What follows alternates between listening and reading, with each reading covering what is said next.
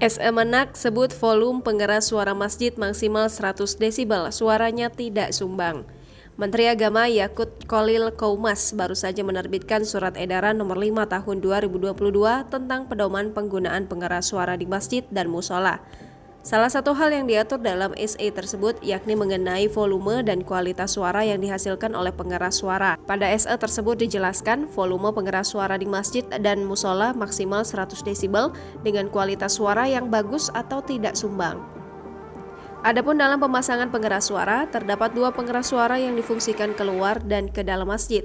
Selain itu, untuk mendapatkan hasil suara yang optimal, pengurus masjid diminta untuk melakukan pengaturan akustik yang baik. Selain itu, pada poin 4 SE Menak nomor 5 tahun 2022 tertulis, suara yang dipancarkan melalui pengeras suara perlu diperhatikan kualitas dan kelayakannya. Adapun Yakut menjelaskan, penggunaan pengeras suara di masjid dan musola merupakan kebutuhan bagi umat Islam sebagai salah satu media syiar Islam di tengah masyarakat. Di sisi lain, masyarakat Indonesia juga beragam, baik agama, keyakinan, latar belakang maupun lainnya. Sehingga diperlukan upaya untuk merawat persaudaraan dan harmoni sosial. Jangan lupa subscribe, share, komen, dan like ya!